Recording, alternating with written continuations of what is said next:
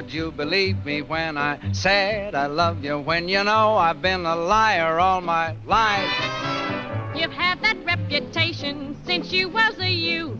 You must have been insane to think I'd tell you the truth. How could I believe you when you said we'd marry? Why, you know I'd rather hang than have a wife. I know I said... How do you do, ladies and gentlemen, and welcome to my regular blog. This time I want to talk about politics and politicians and the immorality of their behavior and how disgusting they all are, even the ones who pretend to be so highly principled, like John McCain, for example.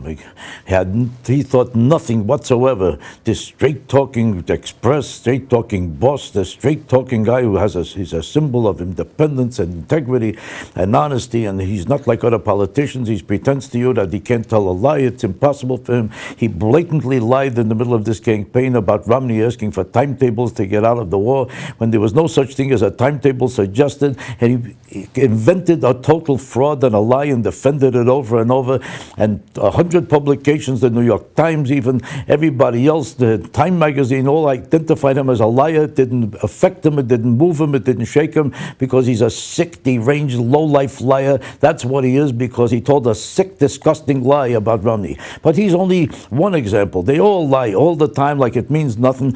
The immorality of politicians is a thing we accept as a way of life. Like they're accustomed to that kind of behavior, and we expect it from them. We wouldn't expect it in any other profession, in any other business. What's considered disgusting, vulgar, and obnoxious in any other field is considered normal and natural in politicians, and we're never even offended by it. That's because we sort of take it for granted. It's a filthy business, and they are filthy people. It's a call to patriotism and sacrifice to serve your country in politics because you care and you love your country. But once you care about your country enough to go into politics, somehow it's a dog-eat-dog business, and they all degrade themselves to a level of vulgarity that you see in no other business. Suddenly, the most filthy kind of behavior is acceptable.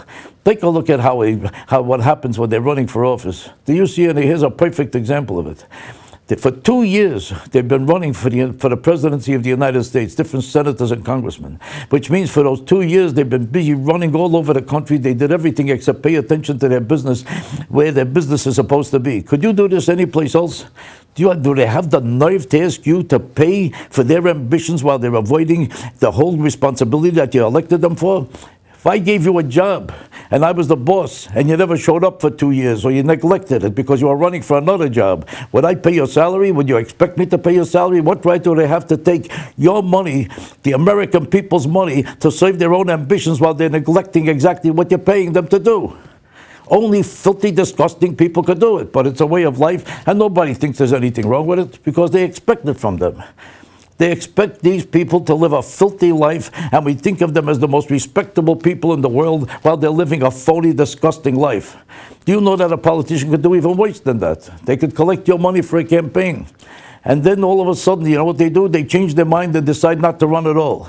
And they take your $1 million and they keep it. They have a right to keep it because the standard that anybody else observes in any other business doesn't count there.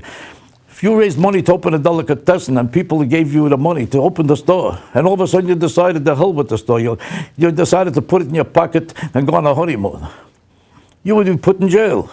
You would be considered a common thief. In politics, they say, well, that's what I have a right to because they wrote the law that way. They wrote laws to serve them who are supposed to pass laws to help you. Instead, they pass laws to help themselves and give themselves an opportunity to do whatever they please, to desecrate the office, desecrate every concept of honor and integrity, and they turn out to be the lowest people in the world.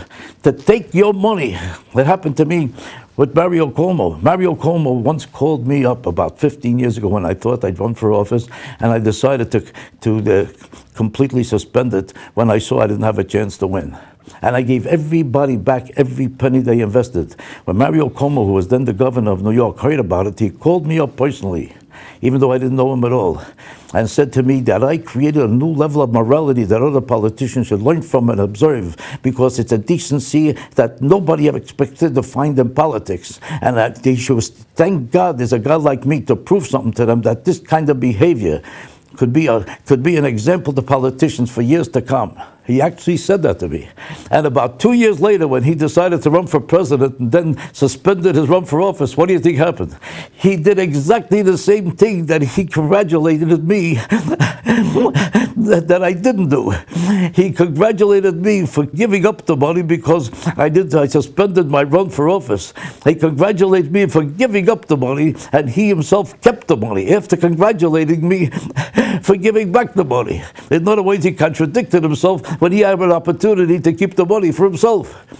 Suddenly he contradicted himself and proved to be a lowlife at the same time that he was thanking me for being such a moral person. I was supposed to become an example of morality. To who?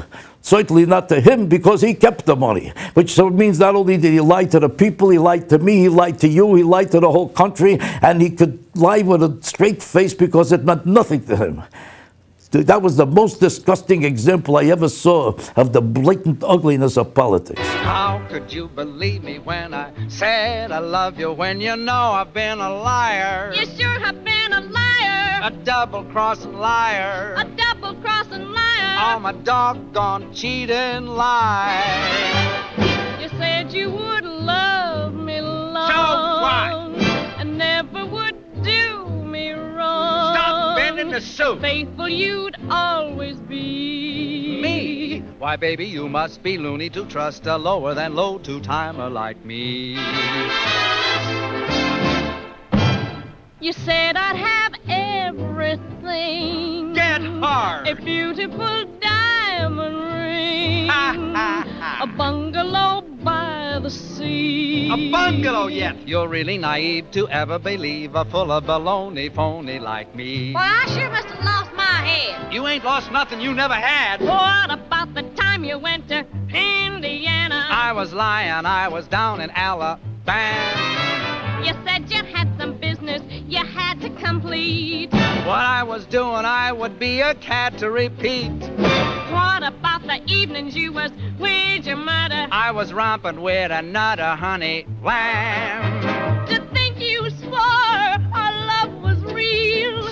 Baby, leave us, not forget that I'm a heel. How could I believe you when you said you loved me? Why, you know I've been a liar. A good-for-nothing liar. All my good-for-nothing life.